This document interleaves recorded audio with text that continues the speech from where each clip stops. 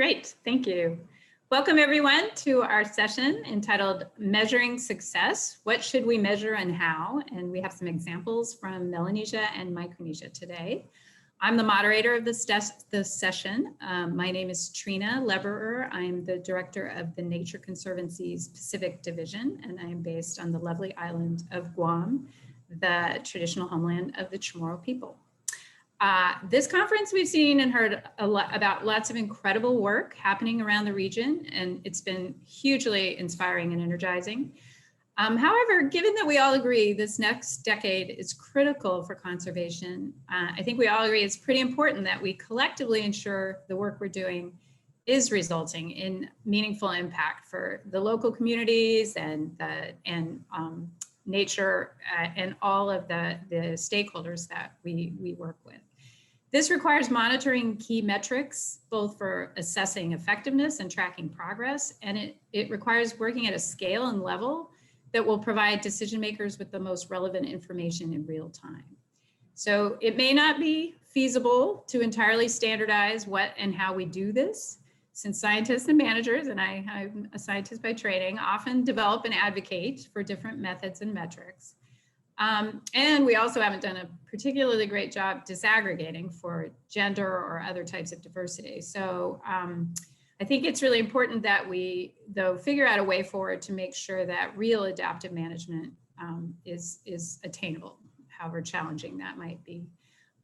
So we have a fantastic slate of speakers today, and they've pre-recorded their presentations showcasing some examples of how we're trying to tackle these issues in Micronesia and Melanesia.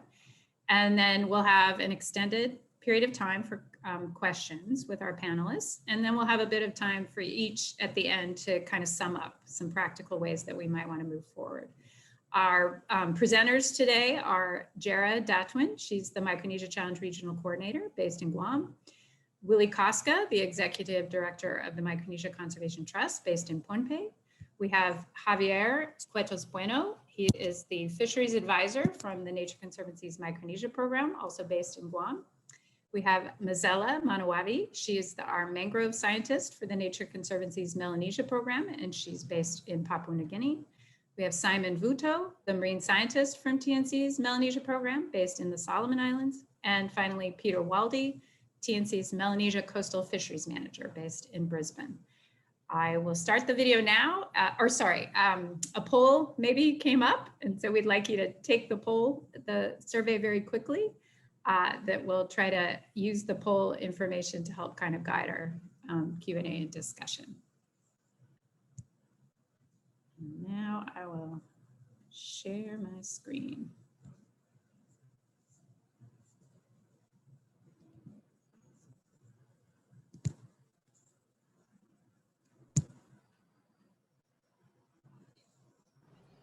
Hafaday. My name is Geraldine Datwin, and I am the Micronesia Challenge Regional Coordinator. I will be presenting on building capacity for the Micronesia Challenge.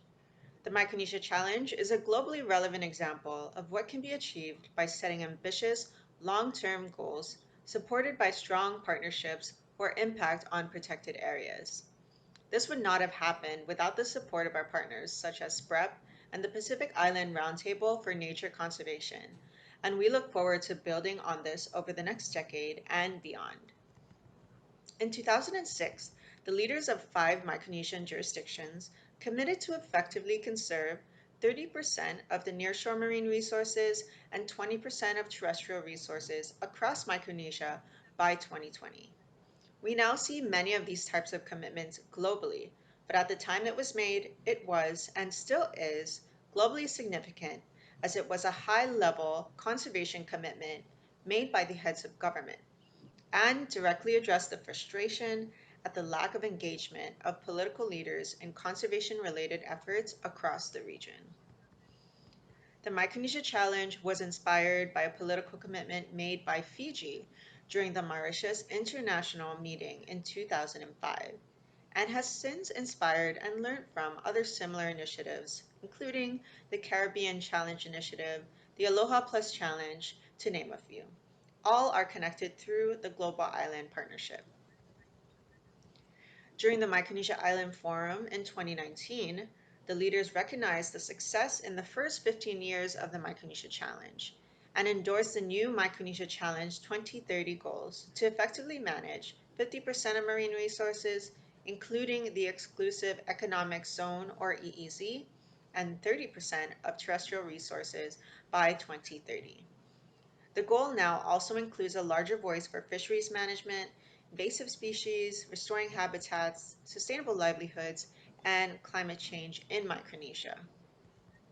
We look forward to supporting our leaders to announce the Micronesia Challenge 2030 during the high-level political forum on the SDGs in 2021. A comprehensive evaluation of the Micronesia Challenge has been completed in May 2020, and we found that capacity development activities were carried out through learning networks, such as the Micronesians and Island Conservation, or MIC, the Pacific Islands Managed and Protected Area Community, or PIMPAC, and others mentioned here.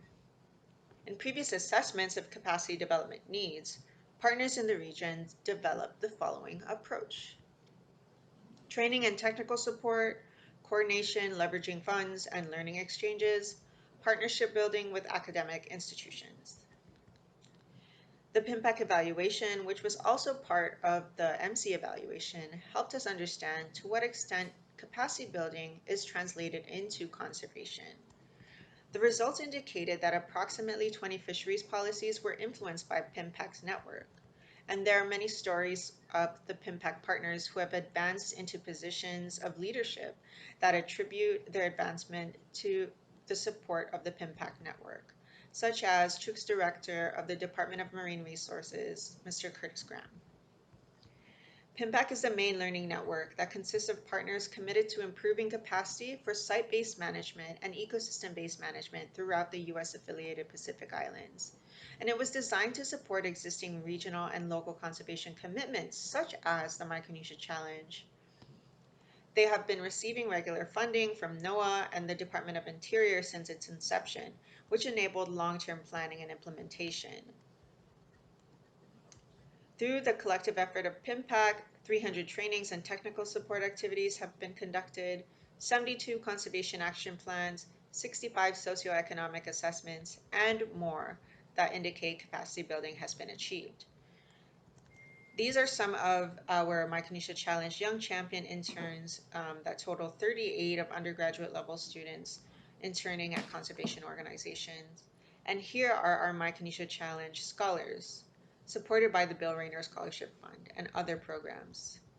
Moving forward, we would like to align the PIMPAC goals and objectives with the priorities of the Micronesia Challenge 2030. And so we call on our regional partners to help support the Micronesia Challenge and make it a reality. For those who would like to help, please email me at mcro.coordinator@gmail.com. Thank you so much. Greetings from Ponte in the Federated States of Micronesia. My name is Willie Kostka with the Micronesia Conservation Trust. Thank you for having me be part of your conference here. I'm here to talk about the Micronesia Challenge, especially the sustainable financing that is associated with the Micronesia Challenge.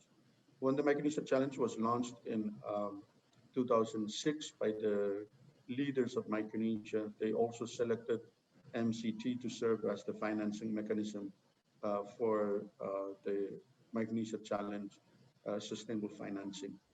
And so we were tasked to work with other partners like the Nature Conservancy and our different government jurisdictions to develop a sustainable finance plan. So we went out and started working with the Nature Conservancy and our local governments to look at what it would cost to effectively manage 30% of our nearshore marine resources and 20% of our terrestrial resources under a comprehensive protected area network. And so we went and visited each of the jurisdictions to cost out, what it would cost for them to set aside that percentage under protected areas. And there were several things that we were looking at. We looked at the current national or jurisdictional budgets that were going into protecting their or managing their current protected areas. We costed those out. We looked at what civil society organizations were contributing to those efforts as well, and some of the recurring grants that were coming in from development partners internationally. And from those numbers, we were able to figure out the cap in what it would cost to effectively uh, fund and manage, the entire network, um, you know, uh, of protected areas in Micronesia. And so we figured that it would cost, um, or the cap that was remaining um, would require an endowment of approximately $56 million in order to fill the gap that was identified from what was lacking from the current sources of funding at that time. And so that was the basis of the Sustainable Finance Plan that was put together. And so the Sustainable Finance Plan does not only cover endowments, but covers the whole slew of funds that were going towards protected area work.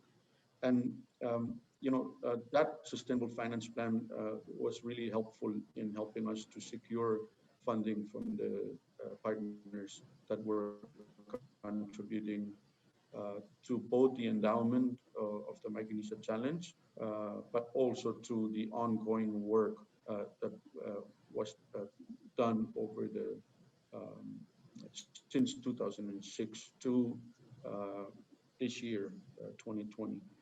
And we've been able to raise an endowment of approximately $22 million and garnered more than additional $30 million from for in grants that were going towards the implementation of the protected areas. So that in those are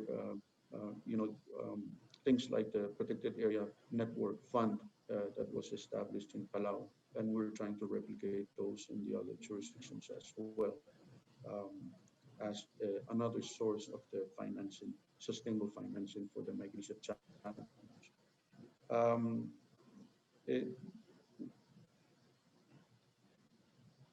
the Sustainable Finance Plan right now is being used to monitor how we're doing the Micronesia Challenge, and we constantly look at it to make sure that those commitments that are done by the jurisdictions and by organizations and development partners are being met within that plan. Recently, the leaders of Micronesia, or earlier this year, they met and actually expanded the scope of the Micronesia Challenge to effectively manage 50% of our nearshore marine resources and 30% of our terrestrial resources. And so the Micronesia Conservation Trust with other partners are now in the process of revising the Sustainable Finance Plan to deal with this expansion of the Micronesia Challenge goals that has been set that have been set by the chief executives or the Micronesians in Island Forum leaders. That is why what I really wanted to share. Thank you very much. Hello, everybody. I hope you're having a good day from wherever you're joining this conference. My name is Javier Cotos Bueno. I'm the Fisheries Advisor for the Nature Conservancy in Micronesia. Today, I will be speaking on behalf of the Micronesia Challenge Marine Measures Group about how Micronesia measures and evaluates conservation ecological outcomes of the Micronesia Challenge. As you have already heard from the previous speakers, the Micronesia Challenge is a regional commitment to effectively conserve 50% on nearshore marine resources across Micronesia by 2030. This was a great commitment for the Micronesia leaders at the time, but the declaration didn't really get into details about what effective conservation meant, or about how to measure our progress towards those conservation targets. Instead, there was an initial understanding that perhaps a good indicator for effective conservation could be simply the amount of nearshore area placed under some sort of protection. Consequently, the Micronesia Challenge was initially very focused on developing marine protected areas with the goal of achieving a 30% coverage by 2020. But shortcomings of that basic approach soon became clear. Just declaring an area as protected does not necessarily translate to effective protection. Furthermore, the approach will not account for management and conservation actions done outside of protected areas.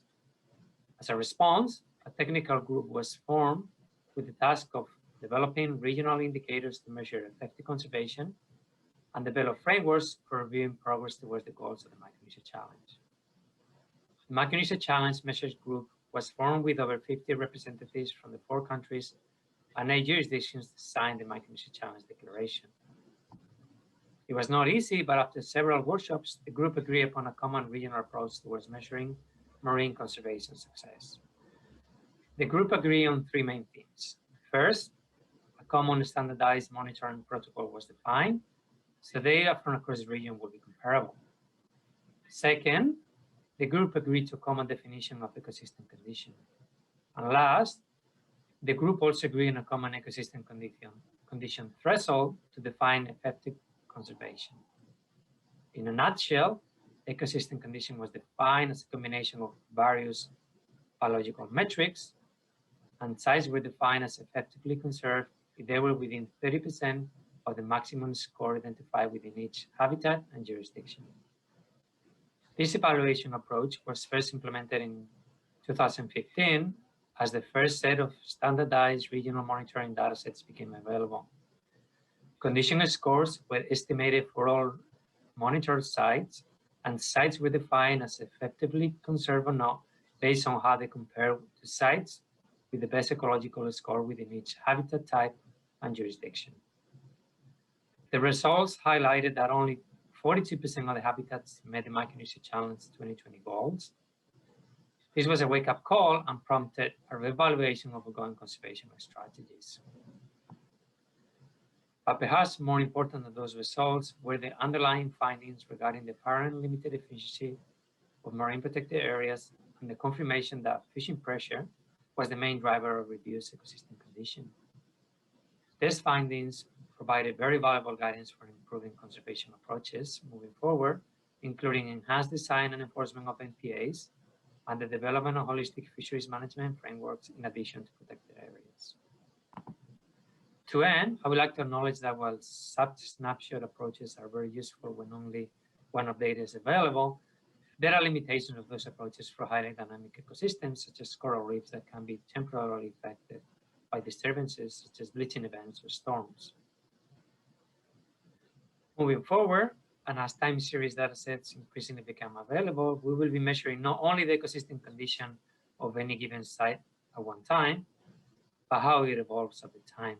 And the definition of effective conservation will be related to resiliency and long-term increasing trends on ecosystem conditions as compared with non-managed sites.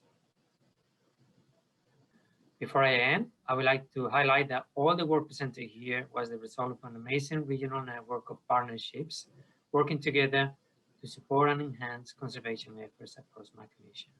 Many thanks.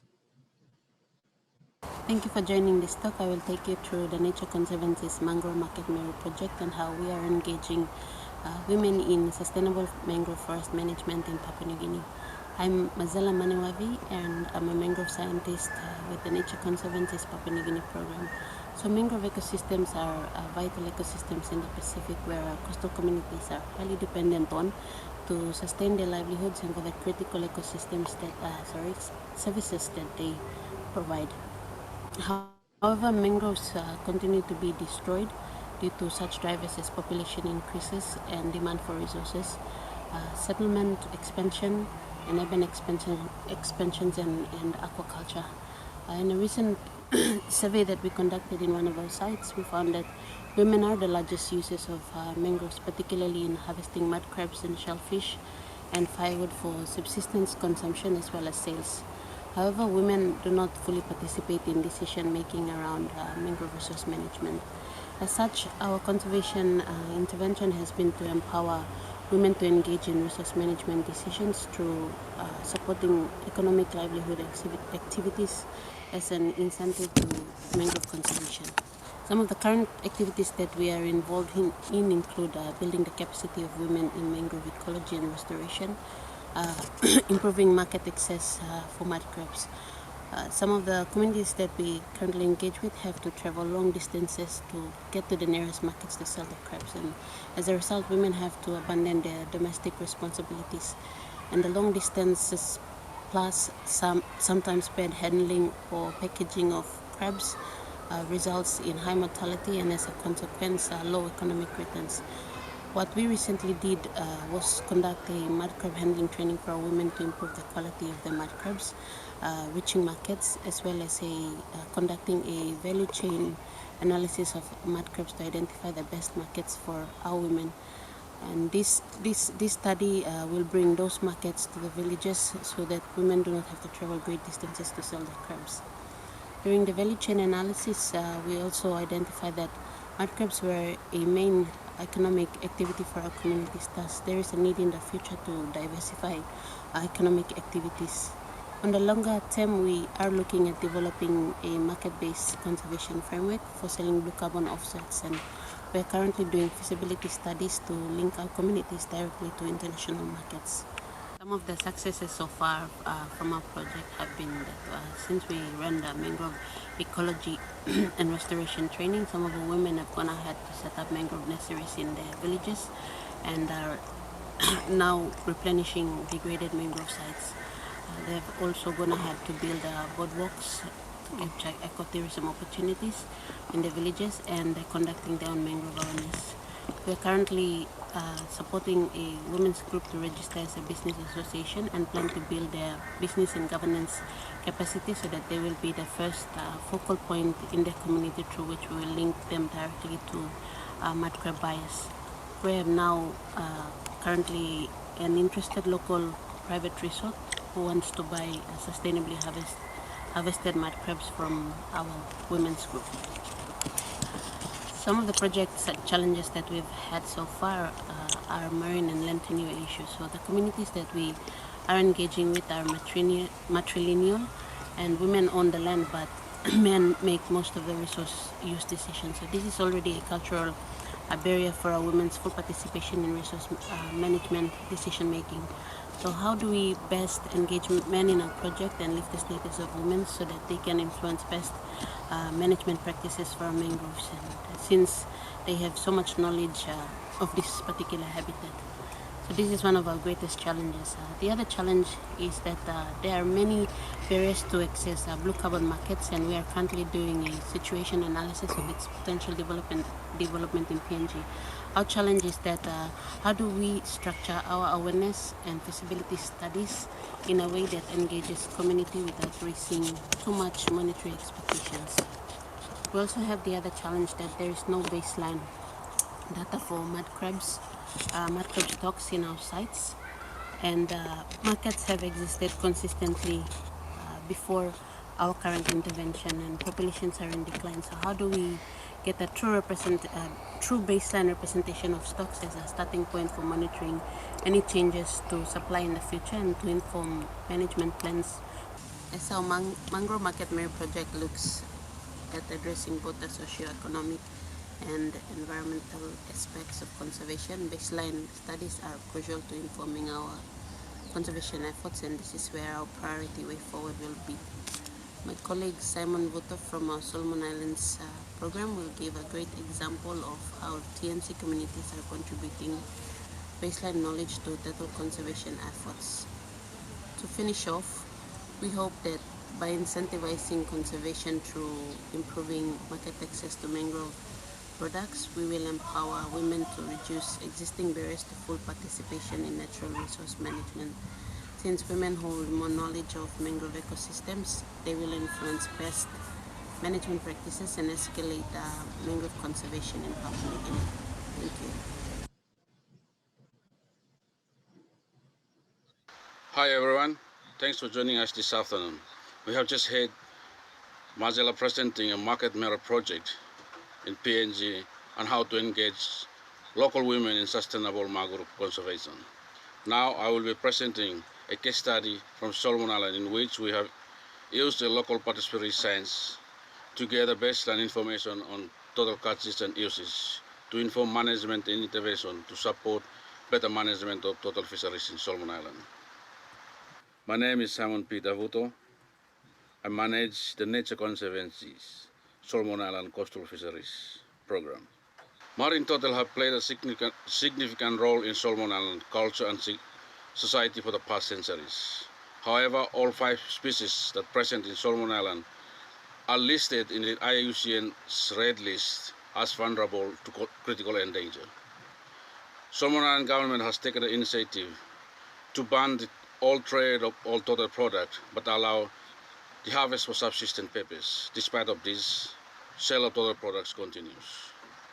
Prior to this study, there has been no effort to estimate the number of turtle harvests annually in Solomon Island. Similarly, there has not been any attempt to assess whether the current turtle harvest rate are sustainable. For effective management of total conservation in Solomon Island, it is vital to get the real picture of conservation challenge before we can effectively address it.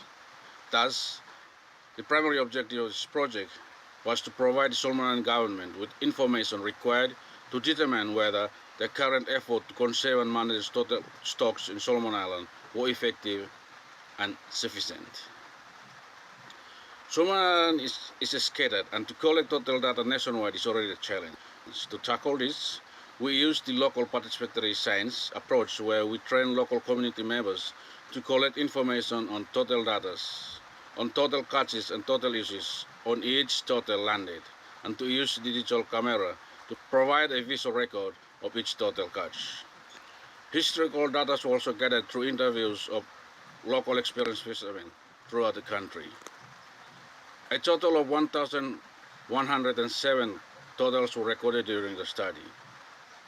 For total to reach maturity, the carapace length have to reach certain length. For example, for grain, the carapace length need to reach 90 centimeters and 75 centimeters for hawksbill. The size distribution of total catches from the study have shown that most of the total harvested or catch were between 40 to 60 centimeters, which are immature. Adult totals were typically harvested near or on nesting beach. For example, in Wagina, which is close to Anawon Conservation Marine Park, and Buala, which is close to Ramos Island nesting beach. 80% of the total catch were far more commonly used for subsistence, which is legal in Solomon Island law. Only 18% of the catches were for sale, which confirmed that total products continue to be illegally sold in Solomon Island despite this being banned under the national policy and the law. We have estimated that the annual total harvest for Solomon Islands is 10,000 totals. Together with the interview of 26 experienced fishermen, we can say that the current rate of total harvest in Solomon Island is unsustainable. The findings and recommendations of the project have already shared with the government ministries who have the authority and mandate on management of the total fisheries in Solomon Island. The Solomon Island government have used the findings to co-host a sideline meeting on the recent IUCN meeting. The nationwide outreach of the findings have been started and will be continued for the years to come. In conclusion, the findings are really important baseline information to inform management and interventions for effective management of total fisheries in Solomon Island. It gave us a detailed picture of total harvest that we didn't have in the past in Solomon Island. All of the information came from trained community monitors with the support on data analysis from leading international academics. Using community monitors with the use of camera can be reliable and cost-effective long-term monitoring tool for monitoring total harvest in places like Solomon Island and other Pacific countries and territories. My colleague Peter Waldy will talk on the importance of monitoring and evaluation of project interventions to better understand the state of N fisheries. Before I finish up, one of the success of this project is the confirmation of olive redleaf that nest in Solomon Island. Thank you. Good afternoon, and thanks for joining us today. We've just heard Simon give a great example of developing a better understanding of the state of a fishery. But now I want to fast forward just a little to talk about monitoring and evaluating a specific project intervention. In this case, addressing the overfishing of sea cucumbers in Papua New Guinea. Hi, my name's Pete Waldy, and I manage the Nature Conservancy Melanesia's Coastal Fisheries Program. Throughout much of the world, sea cucumbers are viewed as little more than a biological oddity. But in the Pacific, they form the basis of one of the most important artisanal fisheries across the region. This importance for livelihoods is underpinned by a few important factors. First, the fishery is highly accessible to a broad range of community members. Second, there are a few technological barriers to entry, as harvests can be processed, dried, stored in communities without any specialised equipment and without refrigeration. The third factor is price, because individual high-value dried sea cucumbers, known as beach de mer, can retail for hundreds of US dollars in Asian markets. Unfortunately, however, these factors also make the fishery notoriously difficult to manage. Sea cucumber fisheries across the Pacific are largely trapped in boom-bust-ban cycles of pulse fishing, where we see periods of unsustainable fishing that lead to severe population declines, alternating with complete fisheries closures to allow the stocks to slowly recover. Unfortunately, Papua New Guinea is no exception. There's been a complete nationwide ban in effect between the years of 2009 and 2017. The reopening of the fishery in 2017 sets the scene for our intervention here to trial a more efficient, more profitable and more sustainable model of sea cucumber fishing in Papua New Guinea. The Nature Conservancy delivered this model with a local partner organisation known as the Manus Endras Asi Resource Development Network, or MENAR for short. MENAR is a cooperative society that is built around an enduring, centuries-old tribal governance system. They represent around 10,000 members that are spread across about 2.5 million hectares of seascape. During this project, we worked with MENAR to enact and enforce and to monitor and evaluate management measures, including minimum size limits, as well as a network of locally managed marine areas protecting sea cucumber spawning stock.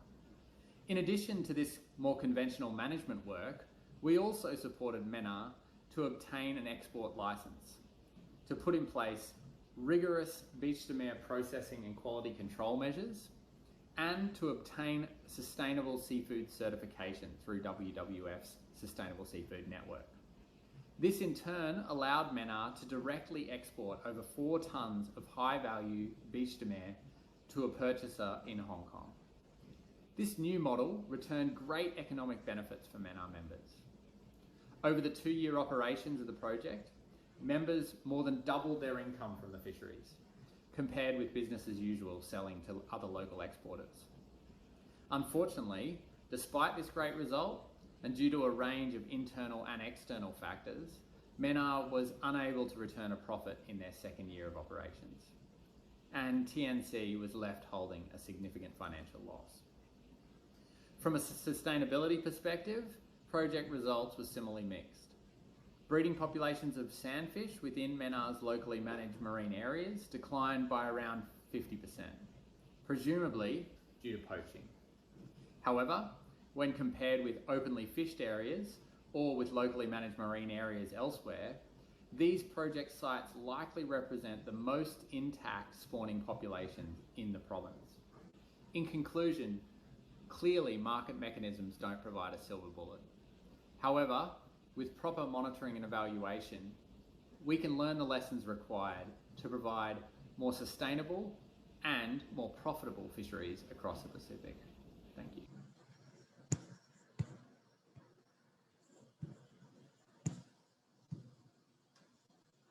All right, so we heard some really great stories from the field. And so now we will be monitoring the Q&A and opening up for questions. I'll quick read the poll results though. Good to know, 0% said never, 35.3% said sometimes, 35.3% said often, and 29.4% said always. So that's an interesting spread, and good to know that people are finding value in monitoring and evaluation to make decision-making in the management realm. So that's fantastic. So let's see what we have in the Q&A. And I will try to do this. We have a question. I am interested on the rubrics used for whatever type of metrics in associating, correlating, or determining the effects of capacity building or development delivered led to managing 505 marine resource, or sorry, 50% marine resources, 30% terrestrial resources, and 30% effective conservation. So how was that developed? So how did we develop this? Presumably is for the Micronesia Challenge team. Is how were the capacity building metrics tied to the ecological targets? I think is. Hi, Trina.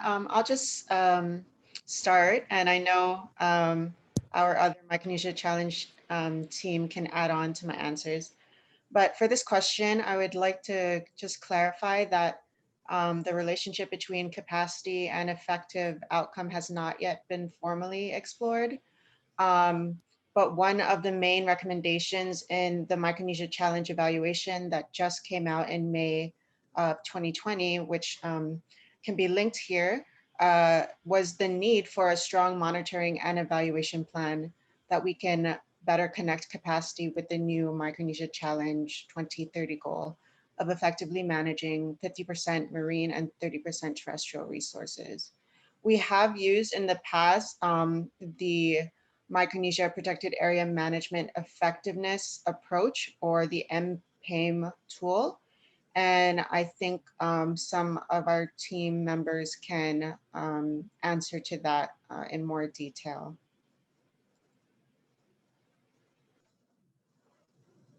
Thanks, Jara. Other team members?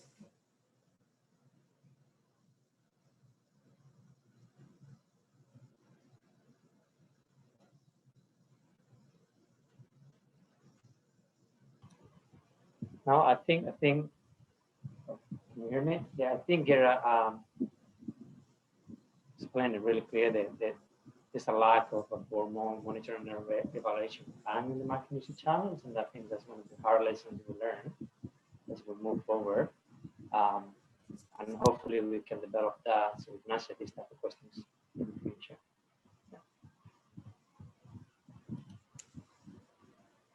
Yeah. Great, thanks, Javi. Tamara Alafeo is sitting in for Willie Koska. Did you want to add anything?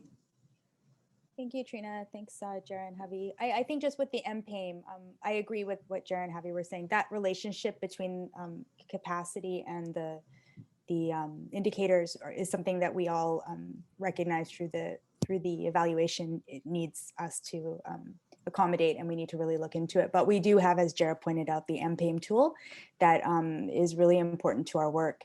And inside the MPAME, it's a checklist of success, or it's a checklist of how well we're managing our protected areas, both terrestrial and marine. And there's different categories. So under staffing, under enforcement, and under overall success of the PA, there's a lot of questions around capacity. So we're doing our best to figure out how we're doing, but we haven't related them. We need to really look into that. Great, thank you.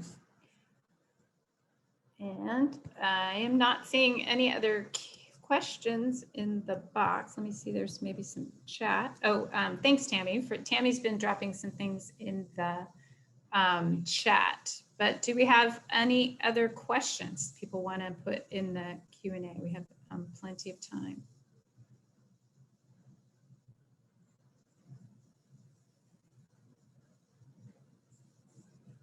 And do we also do the panelists want to share anything else that maybe we limited them to 5 minutes and they all did an excellent job. So were there any areas you wanted to expand on or areas you wanted to get feedback from the participants via the chat box? Oh, I have a question.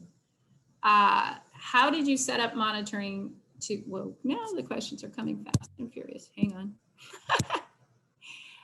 How did you set up monitoring to gather gender disaggregated data? So maybe, Maz, can we start with you maybe? And then others can add. I just lost an earring.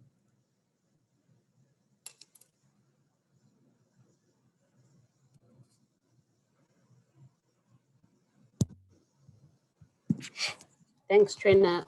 So for Mango Market Mary project, we're in its third year of operation now, and going forward, collecting baseline information or this gender disaggregated data is a priority for our project, which we will begin starting next year, starting off with socioeconomic surveys and gender analysis.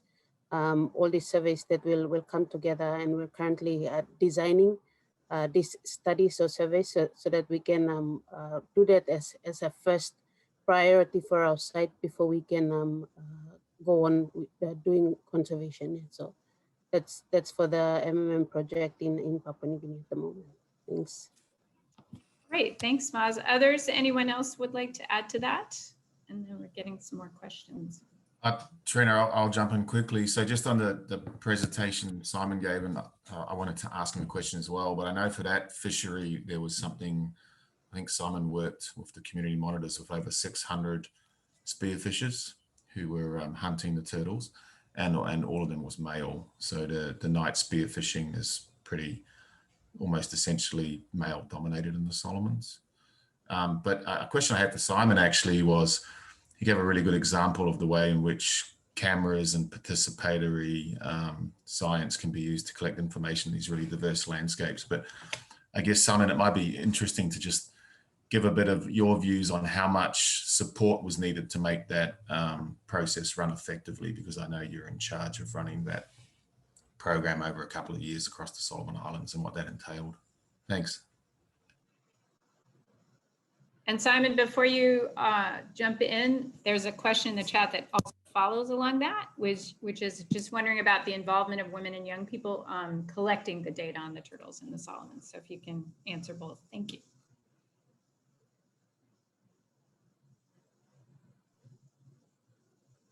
Thanks.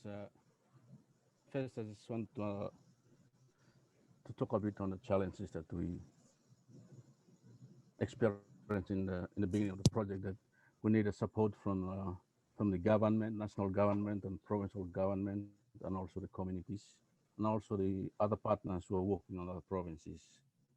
So we created the network in between those other NGOs that working in other provinces, and also the provincial and national government to do the study. And also it's quite challenging when we go down to the community, especially that the turtle is under the ban under the national law. So before the turtle monitors actually do their work, they go and explain to the fishermen that we actually collecting data and we're not really coming to report you to the police or whatever. So that's the approach that we do during the initial state of the project. And there are times that the fishers are quite shy to give the catch to the monitors, and after that they maintain the trust with they got the trust from the monitors, they voluntarily give their catch or report to the monitors to get a record of their catches. In terms of including data into the data gathering, it's quite a challenging, especially in Melanesian culture. Like this work purposely for men, like, and the women are more concentrated on household work. And but I think they played a part in when doing the data collections. They participate in giving interview, I mean, answering questions, and also they are part of the fisheries as well. So the gender can come in on those ends. Yeah. Great, thank you, Simon. We have a couple more questions in the box. One was from Kate on if you were to start over, this I presume is for Micronesia Challenge folks, is if you were to start over, would you do anything differently?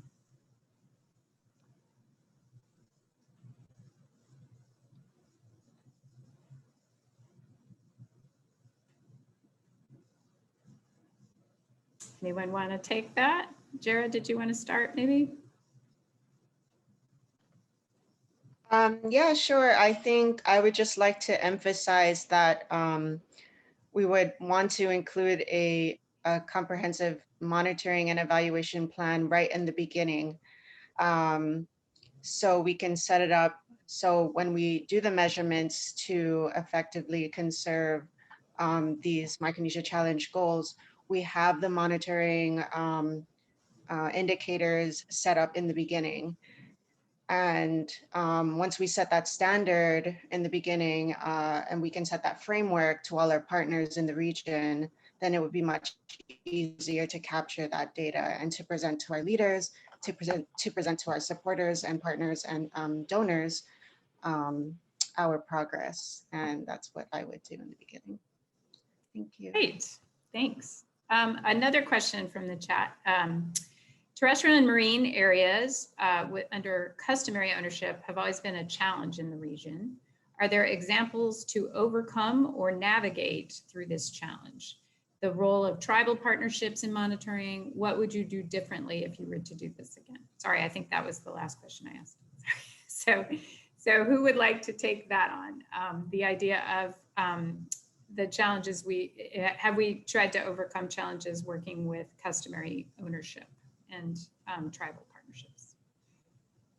I'm happy to jump in if you want, Trina, because I think that one relates pretty tightly to Pete's talk on the sea cucumbers.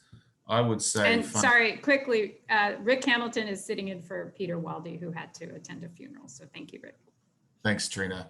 So just, I think, you know, that for any site-based conservation or management efforts in Melanesia, and I assume Micronesia as well, sort of smaller scale of effective management is a customary ownership framework, whether that's terrestrial or marine. I think we very much take that into account with all of our work, and through various processes, be that site-based actions, i.e., you know, perhaps not getting involved in areas which are under dispute, but also through a more planning process like the Ridges to Reefs planning process, whereby through participatory mapping, if you like, you would not only identify where areas of high conservation or cultural value were, but also where there was, I guess, low-hanging fruit opportunities to engage because those areas were under secure tenure and there wasn't disputes over that area.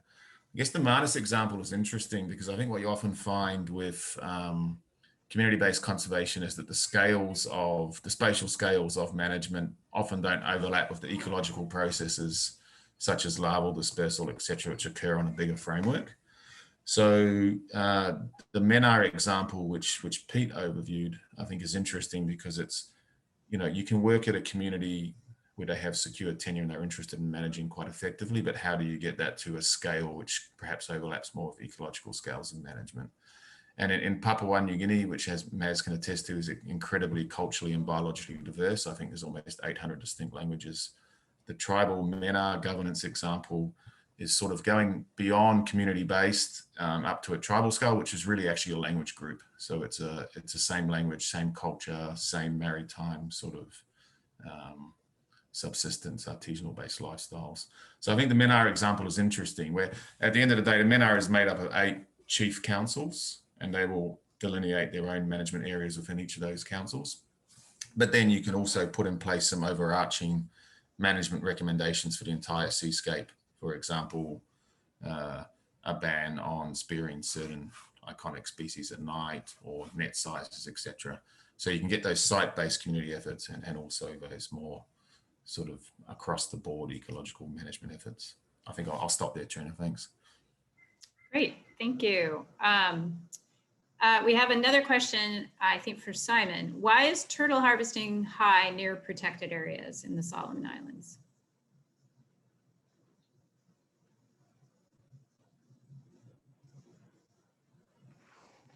Thanks.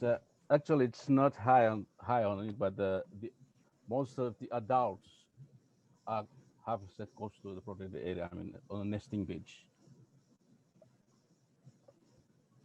Great, thanks, Simon. Okay, we have another question for anybody. How can we ensure that scientific information is used to inform decision-making in a timely manner?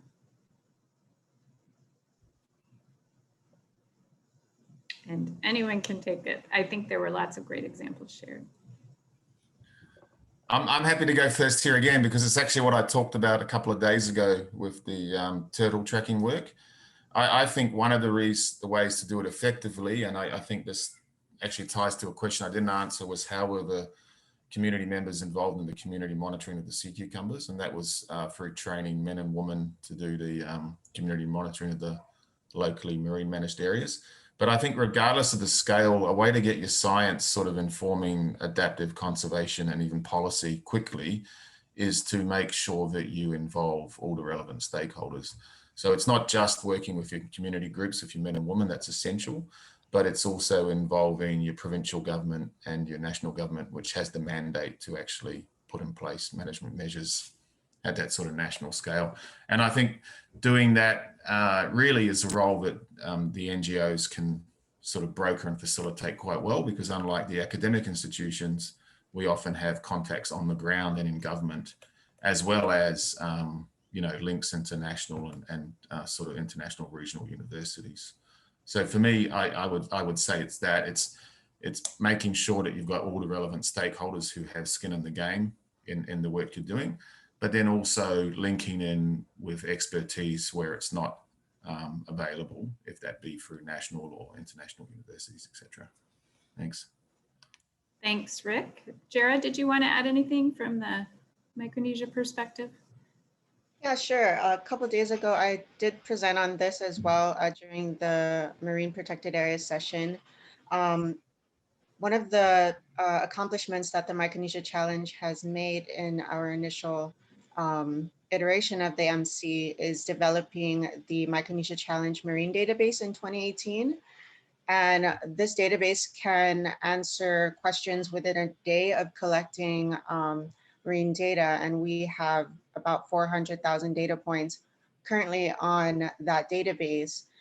So developing tools that can help the community leaders and people on the ground sort of digest this information, as well as communicating it to the right stakeholders through effective communications products, such as we've had around 8 State of the Reef presentations in each of the Micronesia Challenge jurisdictions that have been communicating the data in this marine database to the community, as well as the community leaders. And so that is really key, that connection between data and communication, and having that link to the leaders so they can make the regulations and the laws to set in place to support the science. So that would be my answer. Thank you. Great, thank you. We're coming up on the time, but we have a couple more questions. One is, again, for Simon. In the turtle monitoring, did you talk to people, including fishers, about traditional relationships with turtles? Example, totems, tambu, and how knowledge is transmitted through cultural expressions?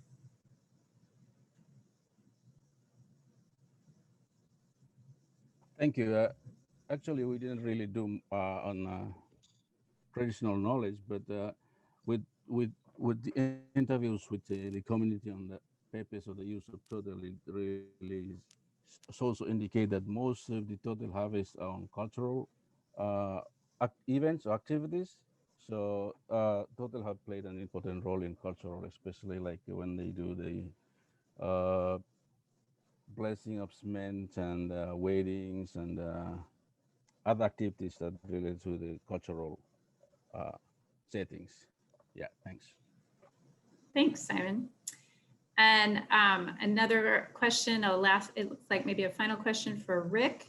Any thoughts on what the main reason for the failure of the second year in the Beche de Mer fishery, why they occurred? Yep, I've only got a few minutes, but I would say multiple. Probably worth considering that the first year the fishery had been closed, as you saw in that graph by Peter Waldy, for about 9 years. So the stock had recovered quite well. So I think it was fished pretty hard in the first year. And then, you know, in the second year, there were a large number of licenses given out by NFA in Manus province. So it became more competitive. And that sort of changed the dynamics of how the fishing had occurred. So in 2017, fishers brought their product to the Mena station in Lorengau, the capital of Manus, and purchased them. In the second year, buyers realized it was going to be more competitive, and they went out with boats of cash to the communities and brought the product on the beach. And Mena was slow to adopt that model. You know, when I say slow, by a couple of weeks. And by then, most of the profit in the fishery had already been made because it turned into a gold rush where prices just kept going up week by week. So that was certainly a factor. Another factor was, you know, it's difficult to build capacity for local community groups during a 6-week gold rush. And I think there was certainly some capacity issues with partners. So there would be a couple of the factors. And then, yeah, I mean, you know, Pete gave a good overview across the country. I think the quotas set for each province in PNG were overfished by up to 200% in every province in PNG. So there were multiple factors which led to that being unsustainable. I guess the interesting thing for me with that project is that there is a premium market for sustainably harvested product in Hong Kong in our example. So, you know, that the buyer we were selling to in Hong Kong, and this involved our staff from PNG and Pete Waldy going across to Hong Kong to negotiate with buyers there. They were only interested in purchasing a sustainably certified product. So there is a small but definite, you know, significant premium market for this product in Hong Kong. I think the surrounding national policies and the existing state of the fishery makes it a hard one to crack from a sustainability point of view. And also going on that too, in the Manus example, the high value species being exported were white teeth fish and sandfish. Both have recently been listed on CITES, which further complicates the management of those fisheries. Thanks, Trina.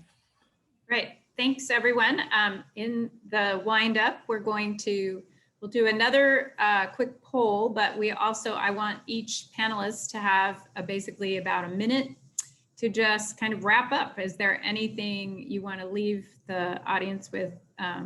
Is there any summing up or call to action or anything you think we need to do to be more productive collectively going forward in monitoring? And I will start with Jara. We'll just go in the same order of the talks.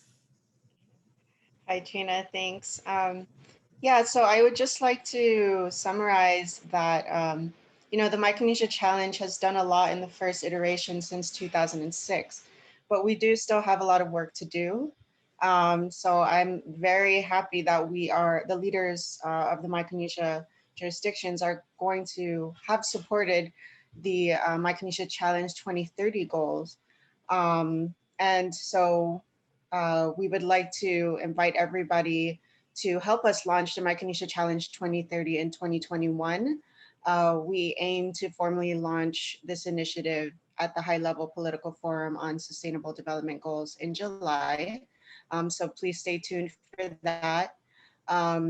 Also, in the earlier part of the year, around February, March, we are going to host a series of virtual strategic planning meetings to get clear on our goals for the Micronesia Challenge 2030.